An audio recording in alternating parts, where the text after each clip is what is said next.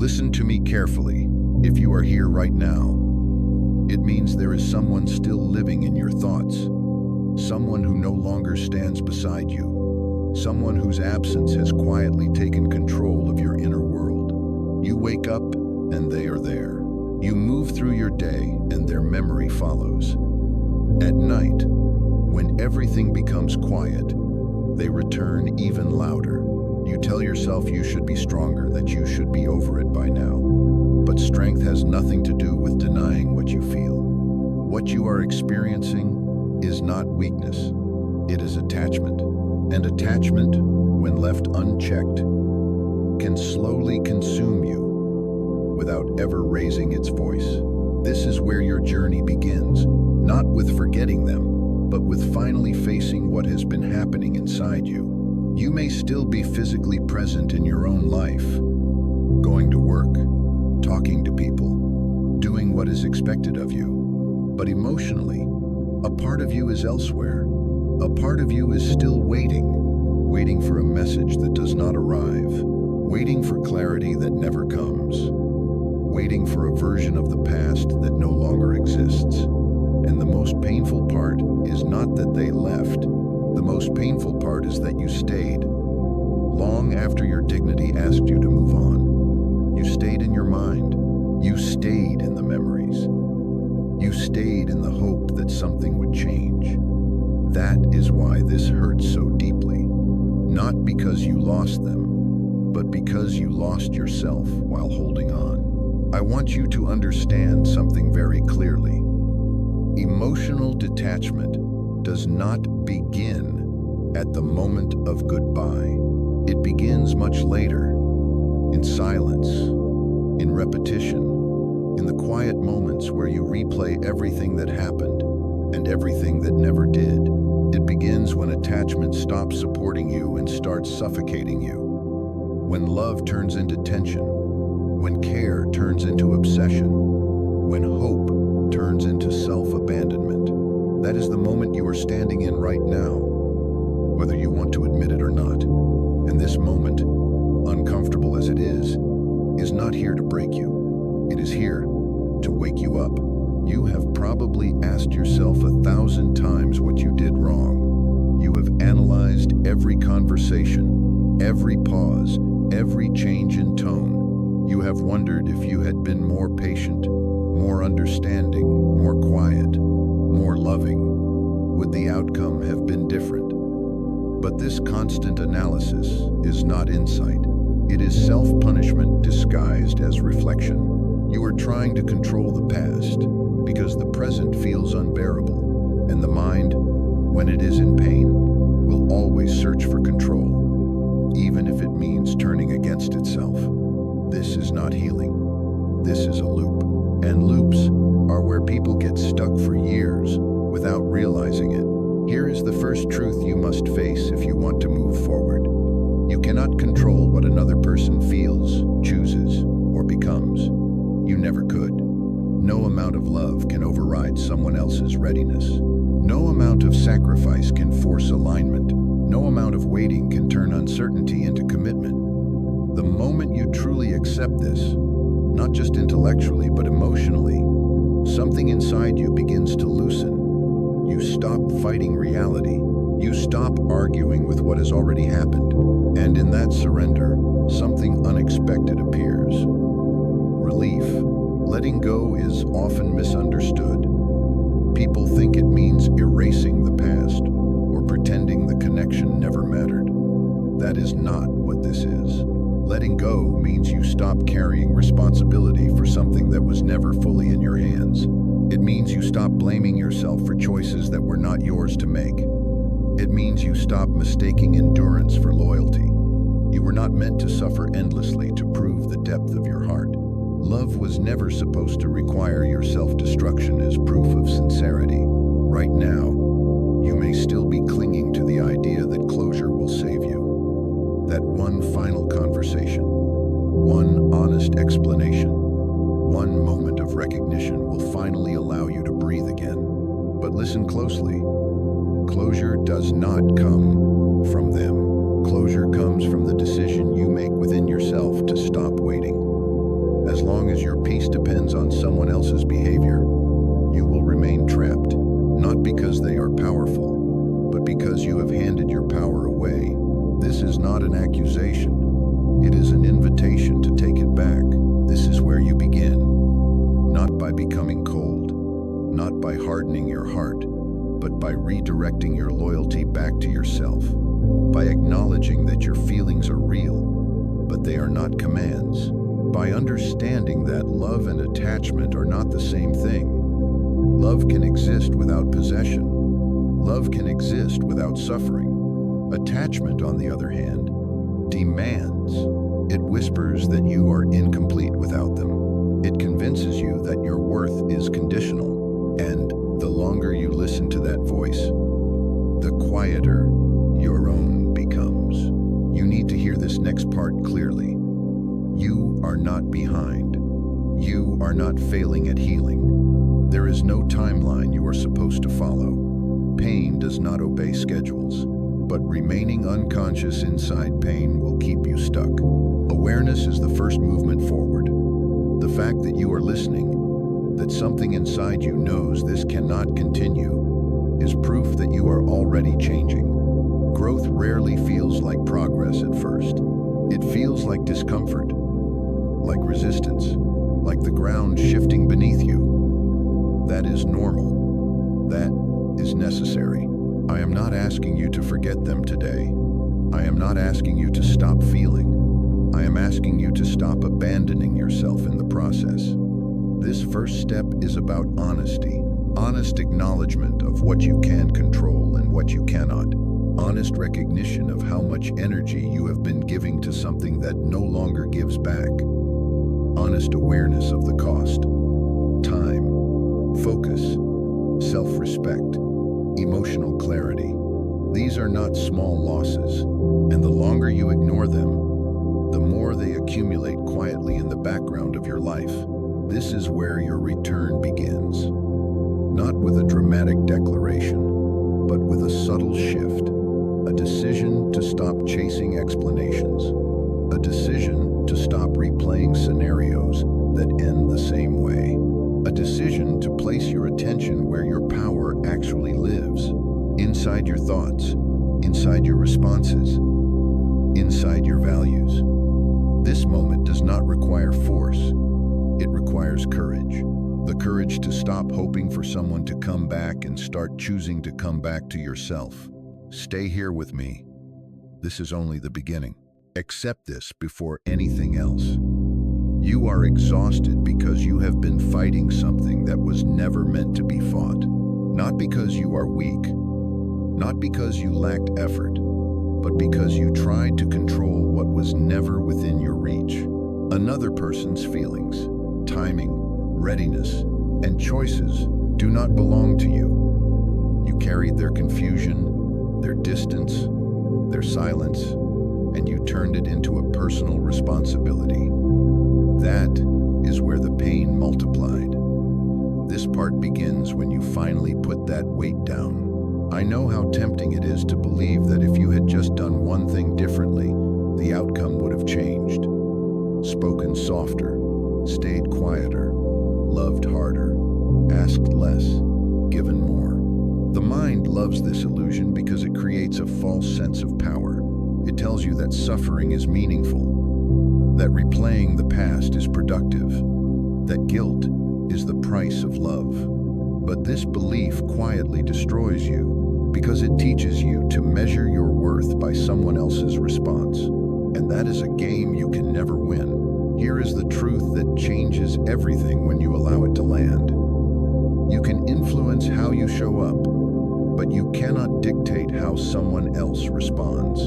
You can offer presence, honesty, care, and effort, but you cannot force recognition. You cannot force reciprocity. You cannot force someone to value what you bring if they are not ready or willing to receive it. The moment you stop confusing effort with control, clarity begins to emerge. Effort is noble. Control is an illusion, and you have been paying a very high price to maintain that illusion. You may feel a strong resistance to accepting this. part of you may think that acceptance means approval, or weakness, or surrendering too easily. But acceptance is none of those things. Acceptance is clarity without bitterness. It is seeing reality as it is, not as you wish it to be. It is choosing peace over the endless argument in your mind. You do not accept reality because it feels good. You accept it because fighting it has already cost you too much. Energy, time, sleep, focus, self-respect. These losses happen quietly, but they are real. Notice how much of your inner dialogue has been built around what they did or did not do, what they meant, what they might still mean, what they could become. Your mind has been living in their emotional world, trying to predict, decode, and manage it. And while you were busy monitoring them, you stopped listening to yourself. You stopped asking what you needed. You stopped honoring your own boundaries. You stopped noticing how tired you had become. This is what happens when attention is misplaced. Control pulls you outward. Acceptance brings you back. Accepting what you cannot control does not mean you stop caring. It means you stop negotiating with reality. It means you stop waiting for someone else to change, so you can finally feel at peace. Peace that depends on another person is not peace. It is tension waiting for permission to relax, and permission may never come. That is why acceptance is not passive. It is an active decision to reclaim your agency, to say, I will no longer let my inner state be governed by something outside of me. There is a quiet strength that appears when you stop trying to influence outcomes you cannot own. You begin to see that their inability to choose you does not diminish your value. It reveals their limitations, not your lack. But as long as you keep trying to fix, convince, or endure, you remain entangled in a story that drains you. Detachment begins when responsibility is placed where it belongs. You are responsible for your integrity. They are responsible for their choices. Mixing the two only creates confusion and pain. You might still feel the urge to hold on, to wait just a little longer, to leave the door open in case something changes. But ask yourself honestly, what that waiting is costing you. Waiting keeps you suspended between hope and disappointment. It prevents you from fully inhabiting your life. It keeps your nervous system on alert. It delays your healing under the promise of a future that may never arrive. Acceptance is not about closing the door with anger. It is about stepping away with dignity. There is nothing noble about staying stuck. There is nothing virtuous about sacrificing your peace for someone who is not meeting you where you stand. Strength is not proven by how much pain you can tolerate. Strength is proven by how clearly you can see and how decisively you can respond. Accepting what you cannot control is the first act of self-respect after loss. It is the moment you stop asking why and start asking what now. Not what they will do next, but what you will do next. This shift may feel uncomfortable at first. Your mind is used to struggle. It has been trained to believe that letting go means losing something important. But what you are actually losing is an illusion. The illusion that control would have saved you. The illusion that more effort would have guaranteed a different ending. When those illusions fall away, you are left with something far more stable: truth. And truth, while painful at first, is solid ground. You do not need to punish yourself for still caring. You do not need to rush this process. Acceptance is not an event. It is a practice. Each time your mind returns to what you cannot change, you gently redirect it to what you can. Your thoughts, your reactions, your boundaries, your values, your next step. This redirection is where freedom grows, slowly, quietly, without drama, without force. Remember this: you were never meant to carry someone else's emotional journey on your back. You were never meant to earn love through suffering. You were never meant to disappear to keep someone comfortable. Accepting what you cannot control is how you stop shrinking. It is how you begin to stand upright again. Not in defiance, not in resentment, but in calm clarity. Stay with this truth. Let it settle. This is not the end of your story. It is the moment you stop fighting the wrong battle and prepare yourself for the right one. The battle to come back to yourself. There is a quiet trick the mind plays when something ends. It begins to polish the past. It softens the edges. It edits out the moments that made you feel small, uncertain, or unseen. And it amplifies only what felt warm and familiar.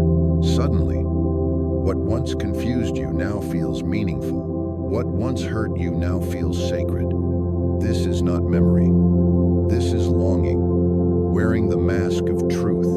And if you are not careful, this habit will keep you tied to something that no longer exists in reality, only in imagination. When you romanticize what hurt you, you are not honoring love. You are protecting yourself from the discomfort of accepting loss. The mind reaches backward because the present feels empty, unstable. So it creates a version of the past that feels safe to revisit. A highlight reel, a carefully curated story where the connection was deeper, purer, more aligned than it ever truly was. But the truth you must face is this. If it had been as whole as you now remember it, it would not have required you to abandon yourself to keep it alive.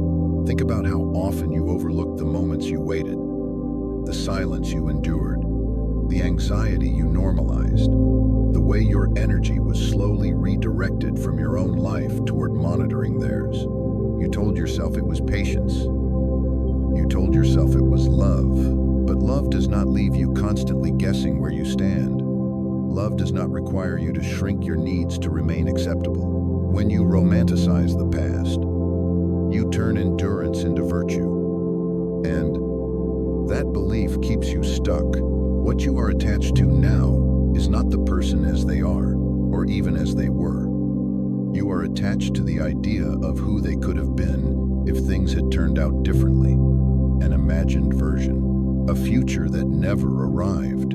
This is one of the most painful attachments because it feels hopeful even as it drains you. You are grieving not only what happened, but what you believed might happen. And as long as that belief remains unchallenged, your heart will continue to reopen the wound every time you think of them. Clarity begins when you allow yourself to see the full picture, not just the parts that feel comforting. Seeing clearly does not mean turning bitter or dismissive. It means being honest.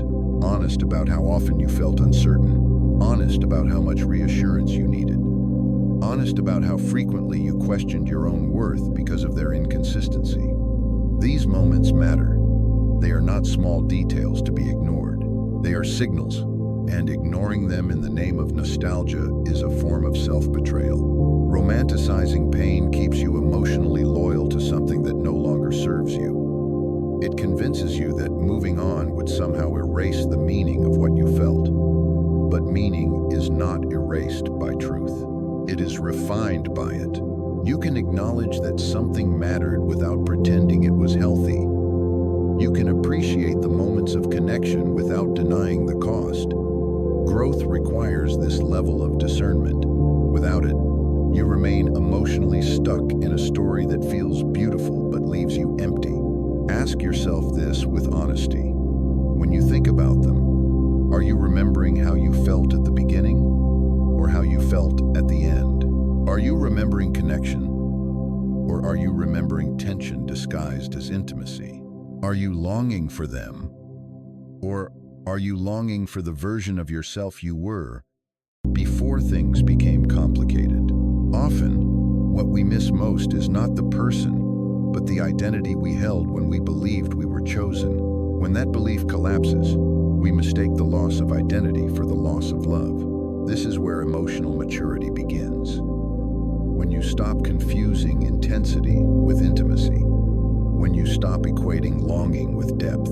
When you recognize that just because something was powerful does not mean it was right, the nervous system can become attached to inconsistency because it creates emotional highs and lows that feel alive. But stability often feels quiet by comparison, and quiet is frequently mistaken for boredom when someone is used to chaos. Romanticizing pain keeps you chasing intensity instead of alignment. You do not need to rewrite the past to move forward. You need to see it accurately. Accuracy is freedom. It allows you to take the lessons without carrying the illusion. It allows you to honor what you felt without sacrificing your future to it. When you stop romanticizing what hurt you, you begin to reclaim your emotional authority. You stop letting memories dictate your present choices. You stop reopening doors that should remain closed, not out of resentment, but out of respect for your own healing. Notice how the mind returns to the same memories when you feel lonely, uncertain, or afraid of the future. This is not coincidence.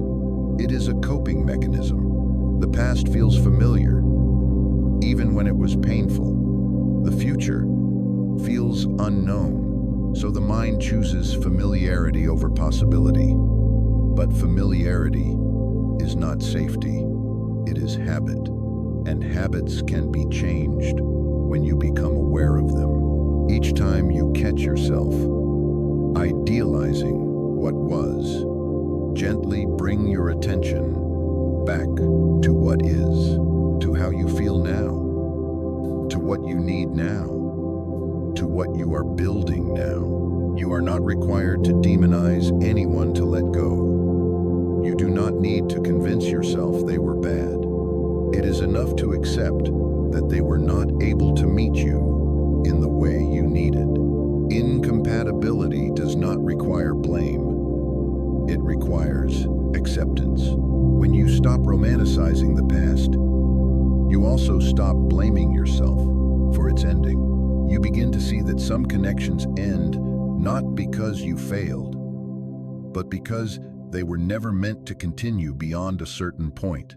This shift may feel uncomfortable because it removes the fantasy that once gave you comfort, but that discomfort is temporary. What replaces it is something far more grounding: self-trust. When you trust your perception, you no longer need to escape into idealized memories. You can remain present. You can grieve honestly. You can move forward without dragging a story that no longer fits who you are becoming. Let the past be what it was. Not a myth, not a tragedy, not a prophecy, just a chapter. It taught you something. It shaped you, but it does not get to define your future. Stop romanticizing what hurt you, not because it never mattered, but because you matter more now. Clarity does not arrive while you are standing too close to what hurt you. When emotions are raw, proximity distorts perception. Everything feels louder, heavier, more urgent than it truly is. You try to think clearly, but your mind keeps circling the same thoughts, the same questions, the same unfinished conversations. This is not because you are incapable of letting go. It is because you are still immersed in the very environment that keeps the wound open. Distance is not avoidance.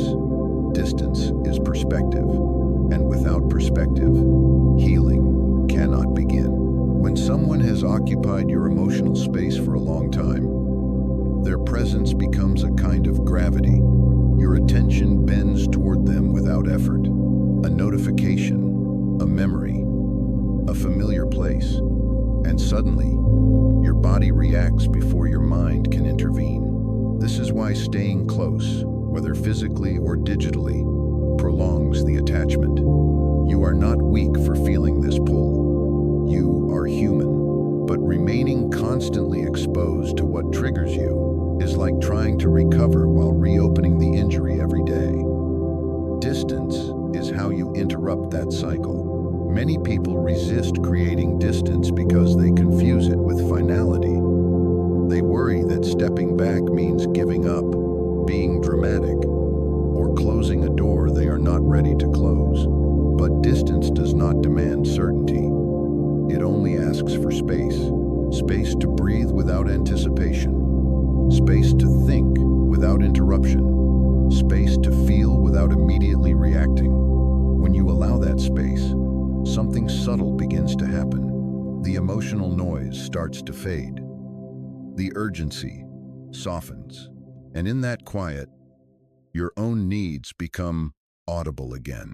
You may notice an impulse to check in, to look them up, to see what they are doing. This impulse is not love. It is habit. Your nervous system has learned to associate them with regulation, even if that regulation came through tension rather than peace. Distance retrains your system. It teaches your body that safety does not depend on constant monitoring. This retraining takes time, and it feels uncomfortable at first. But discomfort is not danger. It is adjustment, and adjustment is growth in motion. Creating distance does not always mean cutting someone off completely. Sometimes it means reducing exposure. Sometimes it means changing routines. Sometimes it means choosing not to engage when the urge arises. The form matters less than the intention. The intention is to protect your mental clarity. Every time you choose distance, you are choosing to place your well-being above momentary relief. Because checking, reaching out, or revisiting the past may provide a brief sense of connection, but it always leaves you emptier afterward.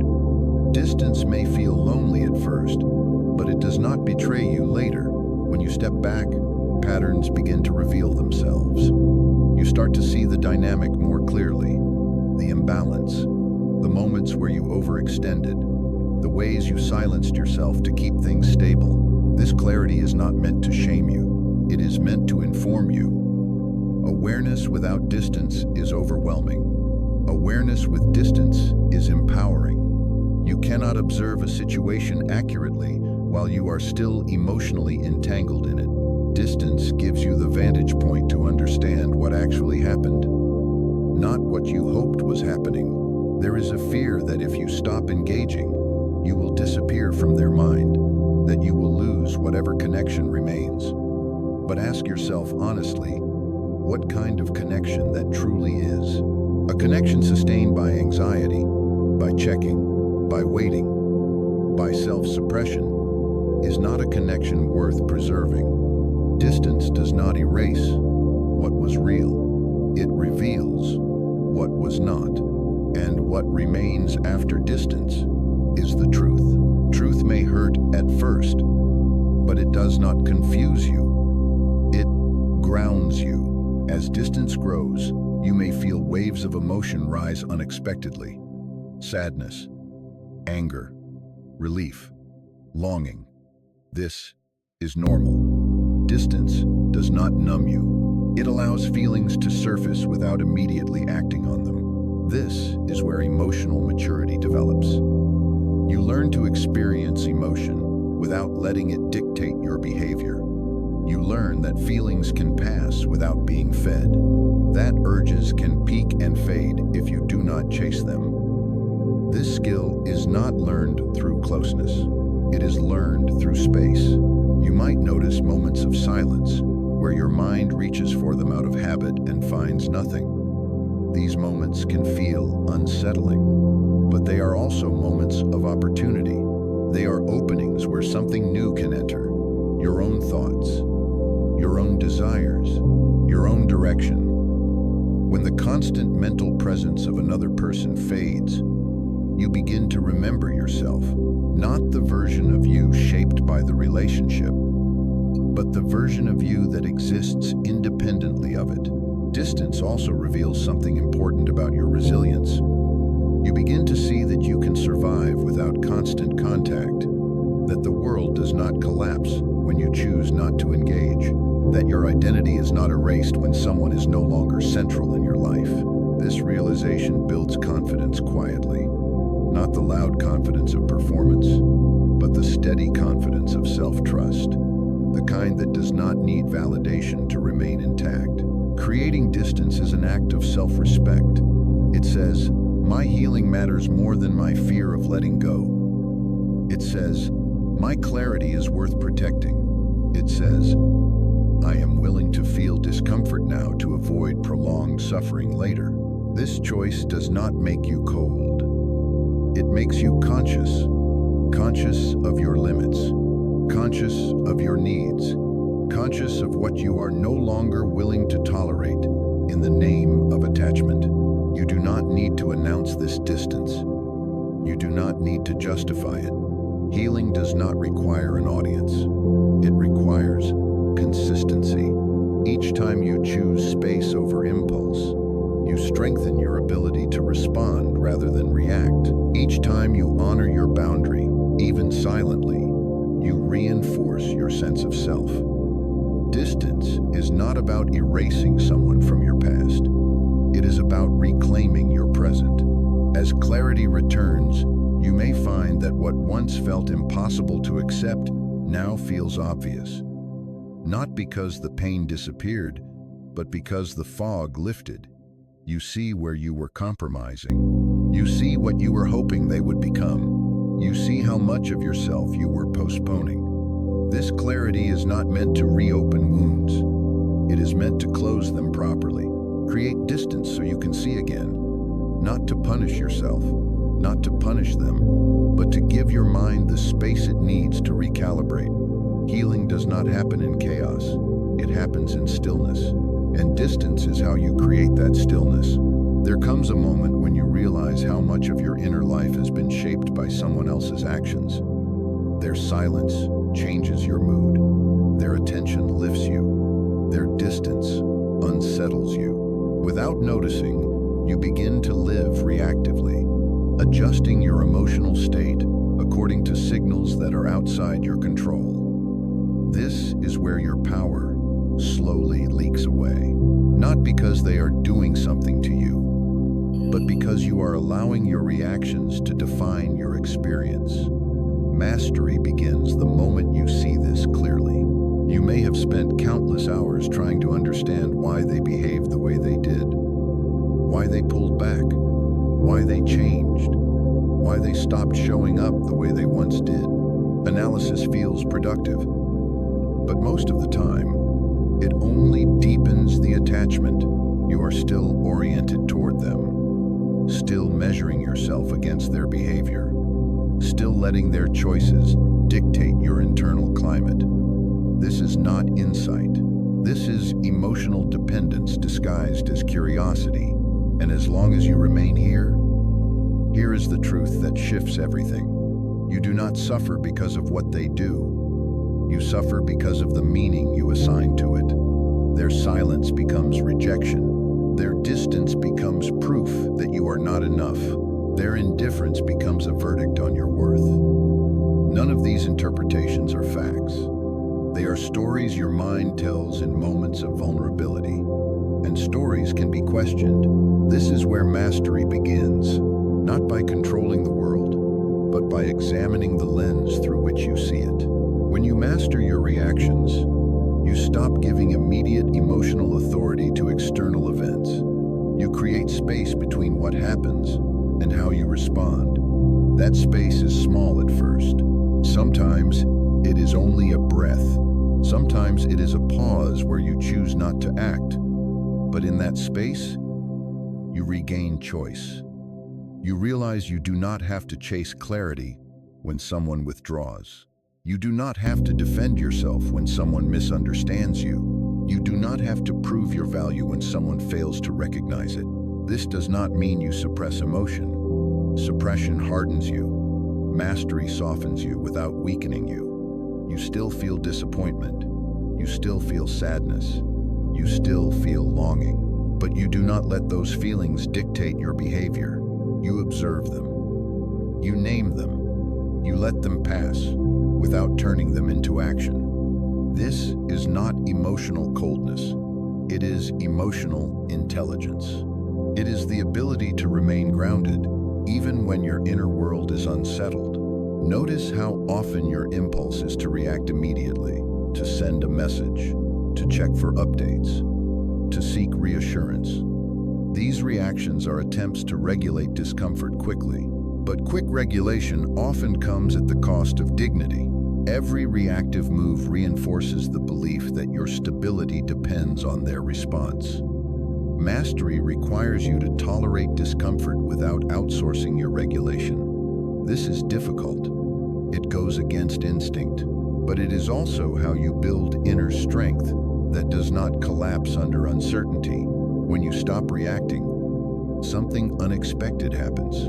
The emotional intensity begins to lose its grip, not all at once, but gradually. You realize that feelings rise and fall whether you act on them or not. You realize that urgency is often a signal to pause, not to move faster. You begin to trust yourself more, not because the situation changed, but because you did. This is how freedom develops quietly, without drama, without confrontation. You might worry that mastering your reactions means accepting disrespect or mistreatment. It does not. It means choosing the right response instead of the immediate one. Boundaries are not reactions. They are decisions.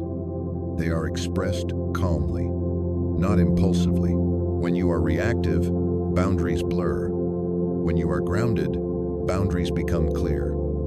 You know when to step back. You know when to disengage. You know when silence is more powerful than explanation. There is a deep confidence that grows when you no longer feel compelled to respond to everything.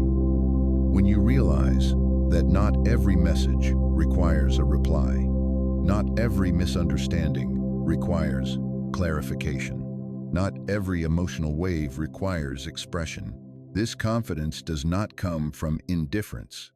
It comes from self-trust. You trust that your worth does not fluctuate with someone else's behavior.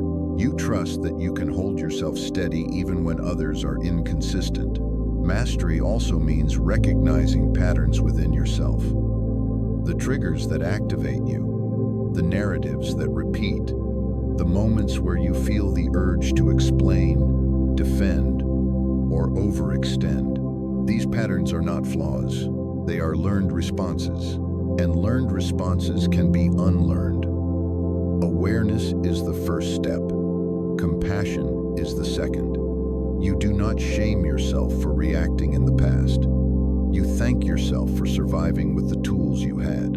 And then you choose differently now. As you practice mastering your reactions, your relationships change. Not because others behave better, but because you do. You stop engaging in dynamics that require you to abandon yourself. You stop rewarding inconsistency with emotional access. You stop confusing intensity with connection. People either meet you in clarity or they fall away, and either outcome brings relief, because you are no longer negotiating your peace. This practice extends beyond one person. It prepares you for life. People will disappoint you. Situations will change without warning. Outcomes will not always align with your hopes. If your stability depends on external order, you will always feel unsettled. But if your stability is rooted in your response, you become resilient, not rigid. Resilient. You bend without breaking. You feel without losing yourself. You engage without attaching your worth to the result. There will be moments when you want to react, when old habits resurface, when emotions surge. This does not mean you have failed. It means you are human. Mastery is not perfection. It is consistency. Each time you pause instead of reacting, you reinforce a new pattern. Each time you choose dignity over impulse, you strengthen your foundation. These small choices accumulate quietly, powerfully. Remember this: you do not need to change how they behave to regain your peace. You need to change how you respond. Their actions are outside your control. Your reactions are not. This is where your authority lives. This is where your freedom begins. When you master your reactions, you stop being pulled into emotional turbulence that does not serve you. You stand steady, clear, self-directed. Stay here. This skill will carry you forward, At some point, you begin to notice how much of your pain comes from the way you were taught to understand love. You were taught that love is something you receive, something granted by another person, something proven through attention, consistency, and choice. So when that attention fades or disappears, it feels as if something essential has been taken from you. It feels personal. It feels like loss of value. But this belief quietly places your worth outside of yourself. And that is where suffering begins. Love, when defined as something you must obtain, turns into a chase. And chasing, slowly, erodes dignity. I want you to look at this honestly. When you think about love right now, are you thinking about what you gave or what you did not receive? Are you grieving the absence of them? Or are you grieving the feeling of being chosen? Often, what hurts most is not the person, but the withdrawal of validation. The sense that your love was not enough to secure a place in their life. This interpretation is understandable, but it is also incomplete, because it ignores the most important truth. The love you gave did not disappear when they stopped returning it. When you redefine love as something you give, rather than something you chase, the entire experience changes. Love becomes an expression of who you are, not a transaction dependent on another person's behavior. You loved with sincerity. You showed up with care. You invested time, presence, and emotional honesty. That did not vanish just because the relationship ended. It still exists as proof of your capacity. And capacity is not diminished by rejection. It is revealed by it. This does not mean love should be unconditional in the sense of self-abandonment. Giving love does not require you to tolerate neglect or inconsistency. Redefining love means understanding that your ability to love is separate from someone else's ability to receive it. You can offer something real and still walk away when it is not met with respect. This is not contradiction. It is maturity. Love that costs you your self-respect is no longer love. It is attachment wearing the language of devotion. You may have learned to equate love with effort, sacrifice, and endurance. To believe that if you just give enough, wait long enough, or understand deeply enough, things will eventually align. But love is not proven by how much pain you can withstand. It is expressed through alignment, mutual care, and emotional safety. When love is something you give freely, without bargaining for return, it becomes clean. It is no longer mixed with fear or negotiation. And when it is not returned, you can step back without collapsing, because you did not lose yourself in the process. There is a quiet strength in being able to say, I loved honestly, even if it was not reciprocated. That honesty belongs to you. It does not need validation to remain true. When you understand this, rejection no longer feels like erasure. It feels like information. Information about compatibility. Information about readiness. Information about what does and does not align with your values. Love then becomes a filter, not a hook. It reveals where you belong, instead of trapping you where you do not. Ask yourself something important. If love only feels valuable when it is returned, what happens to your sense of worth when it is not?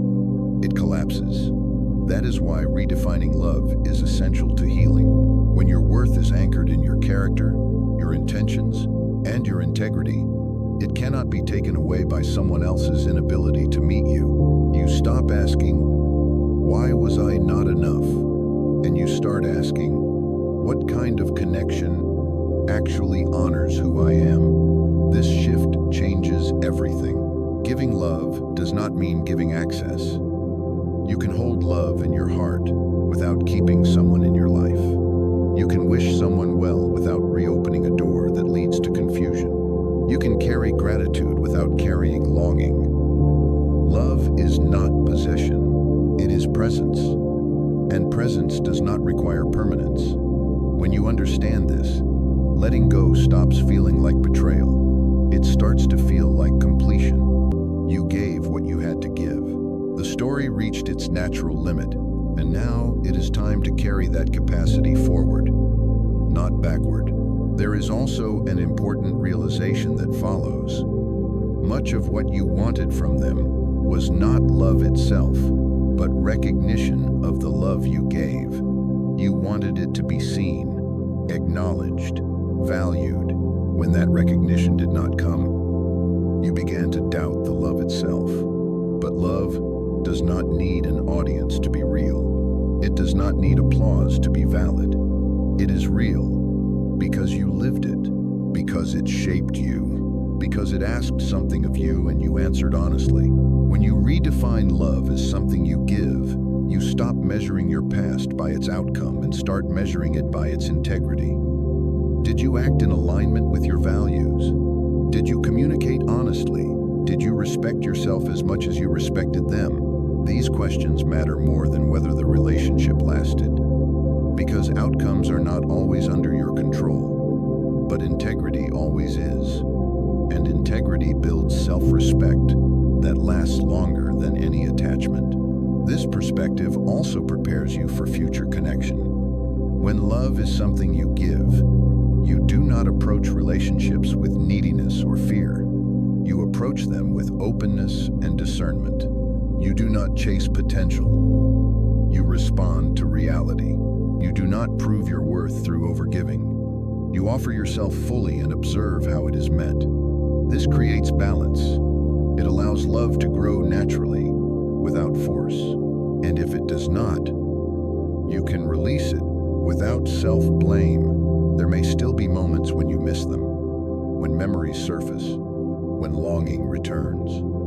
Redefining love does not erase feeling, it reframes it. When those moments come, remind yourself that missing someone does not mean you should return to them. It means you experienced something meaningful. And meaning does not disappear when a chapter ends. It integrates. It becomes wisdom. It becomes clarity. It becomes a deeper understanding of what you deserve and what you are capable of giving. Love, when understood this way, becomes expansive rather than limiting. It does not trap you in the past. It moves with you into the future. It becomes part of your character, not a wound you carry. You do not need to harden yourself to protect it. You need to ground yourself so it flows in the right direction.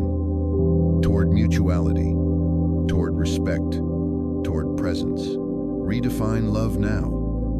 Not as something you wait for, chase, or beg to receive, but as something you express with intention and boundaries. Something that begins within you and returns to you, regardless of who stands beside you. When love comes from this place, it no longer breaks you when it ends. It strengthens you for what comes next. There is a dangerous belief that quietly forms after loss, and it often goes unnoticed. The belief that if it still hurts, it must still mean something. That the ache in your chest is proof of depth. That the weight you feel is evidence of a bond too strong to disappear. Pain begins to feel sacred, almost honorable, as if suffering itself keeps the connection alive. But pain is not proof of love. Pain is often proof of resistance. Resistance to reality, resistance to release, resistance to the truth that something has already ended. When someone leaves, the mind searches for meaning. Silence feels unbearable, so the mind assigns significance to the discomfort. You tell yourself that longing is loyalty, that sadness is devotion, that if you stop hurting, you are somehow erasing what mattered. This belief traps you. It turns suffering into identity. You begin to carry pain not because it serves you, but because you fear who you might be without it. Pain becomes familiar, and familiarity can feel safer than the unknown, even when it hurts. Ask yourself something honestly. If pain were truly connection, would it leave you exhausted, anxious, and stuck? Would it pull you away from your life instead of grounding you in it? Real connection does not depend on suffering to survive. It does not require you to remain wounded to prove its importance. When pain is the only thing left, it is no longer a bond. It is an echo, an after effect, a signal that something has not been fully released. The mind is powerful in moments like this. It replays memories not to heal you, but to maintain continuity, to avoid the emptiness that follows letting go. You revisit moments of closeness and mistake the emotional reaction for present truth. But what you are feeling is not connection in real time. It is attachment to a story that once gave you meaning. And stories, when left unexamined, can quietly control your future. There is another layer to this that is harder to face. Sometimes, pain feels like connection because it keeps you close to who you were when you felt chosen. You miss the version of yourself that believed, hoped, and invested fully. Letting go of the pain feels like letting go of that identity. But identity is meant to evolve. You are not meant to remain the same person forever. Growth requires release, and release often hurts before it heals. Do not mistake intensity for intimacy. Intensity can be created by uncertainty, inconsistency, and emotional highs and lows. It keeps your nervous system alert, scanning, reacting. This state can feel alive, even addictive. But intimacy is calm. It is steady. It does not demand constant proof. If what you felt required constant reassurance to survive, it was not intimacy. It was anxiety attached to hope. Confusing the two keeps you chasing emotional stimulation rather than emotional safety. There are people who remain emotionally attached for years, not because love is still present, but because the pain has become familiar. They do not know how to imagine themselves without the ache. The pain becomes a reminder of something meaningful, and without it, they fear emptiness. But emptiness is not a void. It is space. Space where something new can form. Space where your life can expand beyond what once defined it. You are allowed to feel pain without building a home inside it. Pain is a natural response to loss. It does not need to be erased or rushed away, but it does not need to be worshipped either. When you sit with pain too long, without questioning it, it begins to shape your beliefs. It convinces you that moving on would be disrespectful, that peace would be a betrayal, that joy would somehow invalidate the past. None of this is true. Letting go is not forgetting. It is integration. Notice how pain resurfaces when you are tired, lonely, or uncertain about the future. This is not coincidence. In moments of vulnerability, the mind reaches for what is familiar, even if that familiarity is sorrow. Pain offers a sense of continuity. It reminds you that something once mattered, but something can matter without continuing to hurt you. Meaning does not require suffering to remain real. Here is the shift that changes everything. Connection is not measured by how deeply you ache in someone's absence. It is measured by how whole you felt in their presence. Did you feel safe? Did you feel seen? Did you feel supported? Or did you feel anxious, uncertain, and constantly on edge? When you ask these questions honestly, pain begins to lose its authority. You stop romanticizing the wound and start listening to what it has been trying to tell you. You may still feel longing. That does not disappear overnight. But longing does not require action. It does not require you to reopen old doors. It does not require you to remain emotionally available to someone who is no longer present. Longing is a feeling. Feelings pass when they are allowed without being fed. When you stop interpreting pain as a sign to hold on, it begins to soften. Not because you forced it, but because you stopped reinforcing it. There is a quiet freedom that comes when you realize you do not need to hurt to honor what you felt. You can respect the past without living inside it. You can acknowledge the depth of your emotions without letting them define your future. This is not detachment in the sense of indifference. It is detachment in the sense of clarity. You see the feeling for what it is, not for what you wish it meant. If you are still hurting, do not judge yourself. Pain does not mean you are failing. It means you are human. But ask yourself this gently, without accusation. Am I holding on because there is still something real here? Or because I am afraid of what comes next if I let go? This question alone begins to loosen the grip. It creates space between sensation and meaning, and in that space, choice returns. You do not need to erase the pain to move forward. You need to stop confusing it with connection. Connection does not require your suffering to stay alive. When you allow pain to pass without clinging to it, you make room for something quieter but stronger, peace. And peace does not diminish what you felt. It completes it.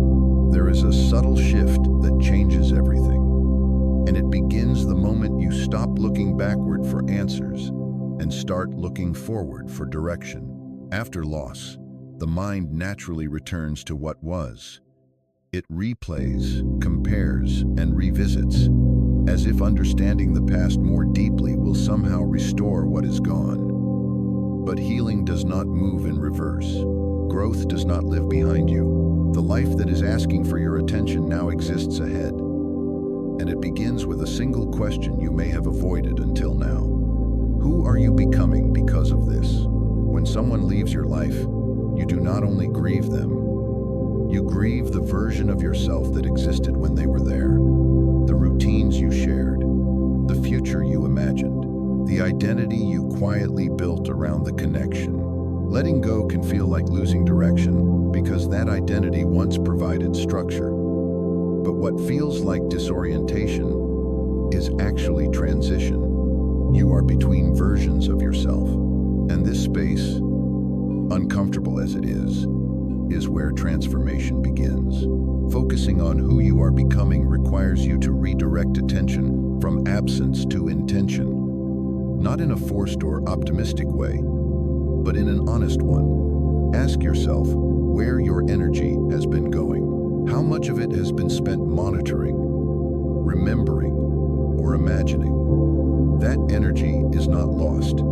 It is available. And when you begin to reclaim it, you realize how much power you have been holding back, waiting for the right moment. That moment is now, not because the pain has vanished, but because your life is still moving. You may notice resistance when you try to focus forward. A part of you might say it is too soon, that moving on means forgetting, that growth somehow invalidates what you felt. This belief keeps people stuck far longer than necessary. Growth does not erase meaning. It carries meaning forward. Becoming is not denial. It is integration. You take what you learned, what you felt, what you endured, and you allow it to refine you rather than define you. Think about the parts of yourself that became quiet during the attachment, the interests you postponed, the habits you neglected, the ambitions you softened to remain acceptable. This is not about blame. It is about awareness. Loss often reveals where you compromised your own becoming, and awareness gives you the chance to restore balance. You do not need to reinvent yourself overnight. Becoming happens through small, consistent choices that bring you back into alignment with your values. Focus on your actions before your emotions catch up. Motivation often follows movement, not the other way around. Rebuild your routines, strengthen your body, feed your mind with ideas that expand you. Surround yourself with environments that support growth rather than nostalgia. These actions are not distractions. They are declarations. They say, my life is still unfolding, and I am participating in it. Each step forward, no matter how small, reinforces your sense of agency. As you focus on who you are becoming, you may notice moments of grief returning unexpectedly. This does not mean you are regressing. It means you are integrating. Growth is not linear. It moves in waves. Some days you feel strong and clear. Other days you feel tender and uncertain. Both are part of becoming. The difference now is that you are no longer building your identity around what you lost. You are building it around what you are creating. There is something empowering about choosing growth without an audience. You do not need to prove anything to anyone. You do not need to show how well you are doing. Becoming is an internal process. It happens quietly, often invisibly, and that is where its strength lies. When your growth is not performative, it becomes stable. It is rooted in values rather than validation. This stability changes the way you move through the world. Focusing forward also means releasing the need to compare your progress to others. Healing has no universal timeline. Becoming is deeply personal. What matters is not how quickly you move on, but how honestly you move forward. Each choice you make in alignment with your future self strengthens the bridge between who you were and who you are becoming. Over time, that bridge becomes solid ground. You may begin to notice that the lessons of the past are no longer painful reminders, but quiet guides. You recognize patterns more quickly. You sense misalignment sooner. You trust your instincts with greater confidence. This is not because you hardened, it is because you learned. Growth sharpens perception. It allows you to engage more fully without losing yourself. The pain that once consumed you now informs you. As you invest in your becoming, something unexpected happens. The attachment loosens without effort, not because you forced it to leave, but because it no longer fits. You have grown beyond the space it occupied. What once felt central now feels distant, not with resentment, but with clarity. You see the connection for what it was, without needing it to be more, and that acceptance feels lighter than you imagined. Becoming also requires patience. You are not trying to replace what you lost. You are allowing something new to form organically. Rushing this process only recreates the same patterns under a different name. Slow growth builds resilience. It teaches you to stay present through uncertainty. It allows your confidence to emerge naturally, grounded in experience rather than reaction. Focus on who you are becoming, not to escape the past, but to honor it. Everything you have been through has shaped you. It has given you depth, awareness, and strength, but it does not get to decide where you stop. Your future is not a correction of the past. It is an evolution beyond it. And that evolution begins with attention. Bring your attention back to your life as it exists now, to the choices available to you today, to the version of yourself that is quietly asking to be built. This is not a dramatic reinvention. It is a steady commitment. A commitment to growth over fixation, to presence over longing, to becoming over waiting. Let this be your focus. Not who you lost, but who you are becoming. Because the person you are becoming is not defined by absence. They are defined by intention. And that intention, once claimed, will carry you forward with clarity and strength.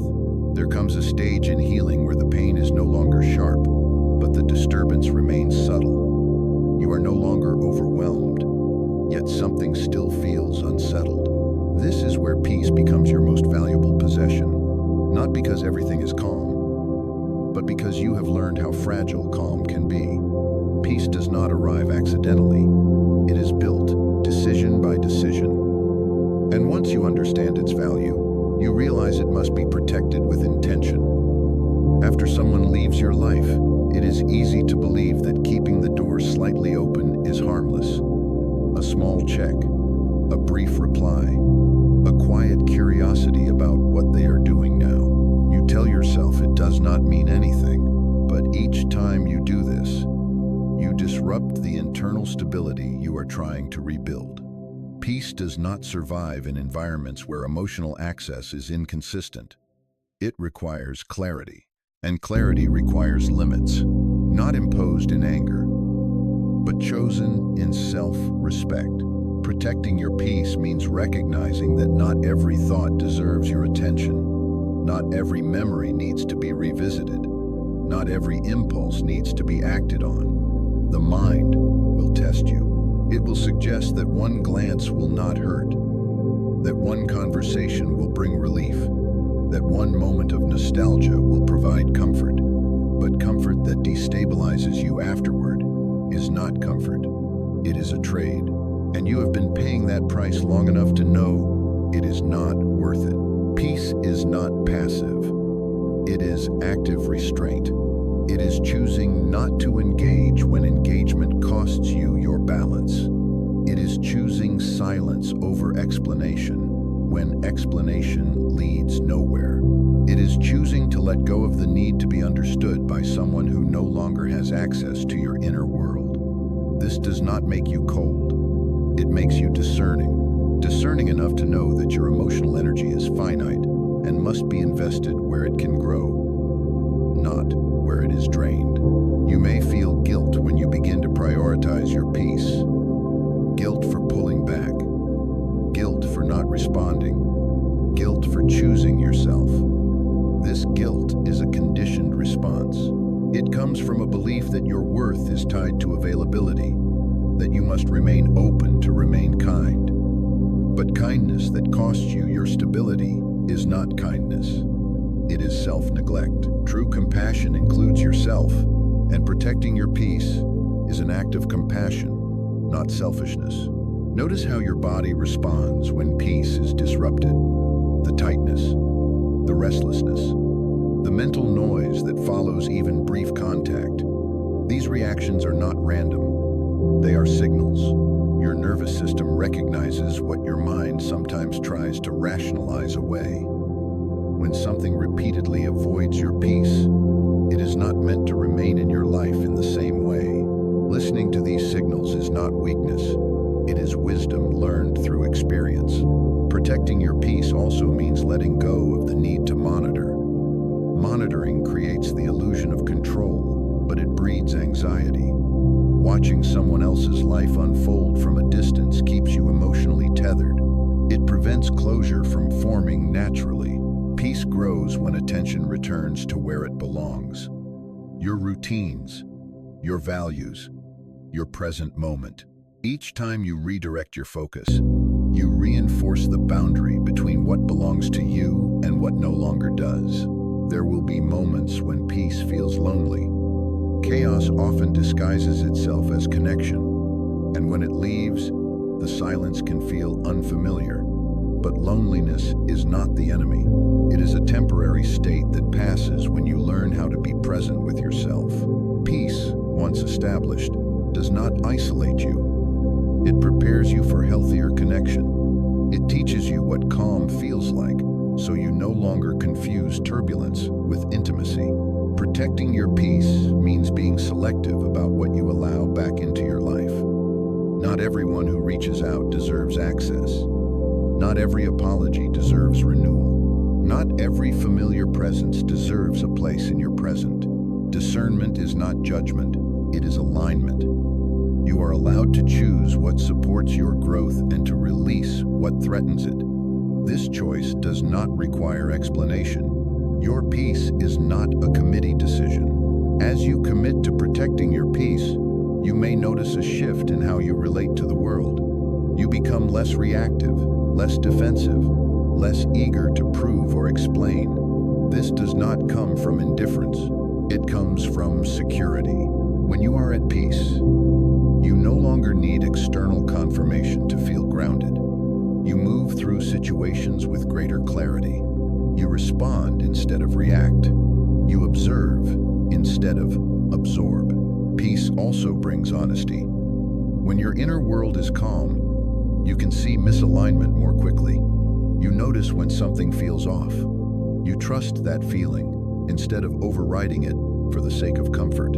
This trust strengthens over time. It becomes a compass, and the more you follow it, the less you question your decisions. Peace simplifies. It removes noise, so truth can be heard. Protecting your peace requires consistency. One boundary does not change everything. Repetition does. Each time you choose calm over curiosity, stability over nostalgia, clarity over chaos, you reinforce a new pattern. These choices accumulate quietly. They reshape your inner landscape. What once felt difficult becomes natural. What once required effort becomes instinct. You may worry that protecting your peace means closing yourself off to love or possibility. It does not. It clears the space for them. When your peace is intact, you are no longer drawn to what unsettles you. You are attracted to what feels steady, respectful, and aligned. This shift is subtle but profound. It changes not only who you allow in, but how you show up when they arrive. At some point, you realize that peace is not something you wait for after everything is resolved. It is something you choose before resolution appears. It is not dependent on someone else's behavior or understanding. It is dependent on your willingness to honor your limits. Once you understand this, you stop negotiating your peace away for temporary comfort. Protect your peace at all costs. Not because the world is dangerous, but because you have learned what happens when you do not. Peace is not fragile when it is respected. It is resilient. It steadies you. It grounds you. And once you have it, you understand why it must never be treated casually again. There comes a final question you cannot avoid if you truly want to move on, and it is not a gentle one. Are you holding on to the person, or are you holding on to the story you created about them? For a long time, fantasy feels safer than truth. Fantasy allows you to believe that something meaningful is still unfinished, that a different ending is still possible, that if circumstances changed, everything would make sense again. But fantasy keeps you suspended. It pauses your life while time continues to move forward without you. Freedom begins the moment you choose reality over the comfort of imagined possibilities. Fantasy is powerful because it feeds on hope without requiring evidence. It invites you to replay conversations that never happened, to imagine apologies that were never offered, to wait for transformations that were never promised. Each imagined moment feels soothing, but it quietly drains your presence. You begin to live more in your head than in your life. Your days become placeholders for a future that may never arrive. This is not patience. This is self-abandonment, disguised as loyalty. Choosing freedom means you stop asking what could have been and start facing what actually is. What is may feel disappointing, incomplete, even unfair. But what is has one important quality that fantasy does not. It is real, and reality, even when painful, gives you something solid to stand on. Fantasy keeps you floating. Reality grounds you. When you ground yourself, you can finally move. There is a reason fantasy feels so compelling after loss. It protects you from grief. It delays acceptance. It softens the finality of an ending. But grief postponed does not disappear. It waits, and the longer it waits, the heavier it becomes. Freedom does not mean you avoid grief. It means you allow it to pass through you instead of building a home inside it. When you stop feeding fantasy, grief loses its grip.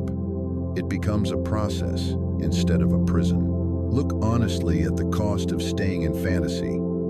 How many nights of peace have you lost replaying what might have been? How many mornings have begun with longing instead of intention? How much confidence has been eroded by waiting for someone who was not looking back? Fantasy asks you to sacrifice the present for a future that exists only in imagination. Freedom asks you to claim the present, even if it feels uncertain at first. Choosing freedom requires courage, because it removes the illusion of control. Fantasy allows you to believe that if you wait long enough, think deeply enough, or love quietly enough, something will change. Freedom accepts that change may never come from where you expected it, and that realization can feel like loss all over again. But it is also the moment you reclaim your agency. You stop waiting for permission to live fully. Freedom does not mean you stop caring. It means you stop confusing caring with clinging. You can acknowledge what you felt without remaining attached to what no longer exists. You can honor the connection without continuing to suffer for it. This distinction matters. When you choose freedom, you are not erasing the past. You are releasing it from control over your future. There is a quiet relief that comes when you stop negotiating with imaginary outcomes. You no longer wait for messages that never arrive. You no longer interpret silence as a puzzle to solve. You no longer read meaning into every coincidence. Life becomes simpler, not easier, but clearer. And clarity brings energy back to you. Energy that was tied up in hoping can now be invested in building. As you step out of fantasy, you may notice moments of emptiness. This emptiness is not failure. It is space. Space where longing once lived. Space where new direction can form. Many people rush to fill this space because they mistake it for lack. But space is necessary. It allows you to reconnect with yourself without distraction. It allows you to listen, to rest, to reset. Freedom grows in this quiet. Choosing freedom also changes the way you understand love. Love is no longer something you wait for someone else to fulfill. It becomes something you live in alignment with. You stop asking whether someone will return and start asking how you want to live. This shift is subtle but profound. It moves your focus from outcome to intention, from longing to presence, from dependency to self-trust. At some point, you realize that the fantasy you were holding on to was never about them alone. It was about the version of yourself you hoped to be. If things had worked out, the future you imagined, the identity you were waiting to step into. Freedom allows you to reclaim that future without requiring their participation. You do not need the same story to become the person you envisioned. You need a new path. This is where the journey completes itself. Not with bitterness, not with regret, but with acceptance and resolve. You accept that not every connection is meant to last. You resolve to stop postponing your life for what no longer exists. You choose clarity over confusion, presence over longing, reality over fantasy. Letting go does not mean the past disappears. It means it takes its proper place, behind you, integrated, not idolized. You carry forward the lessons, not the wounds.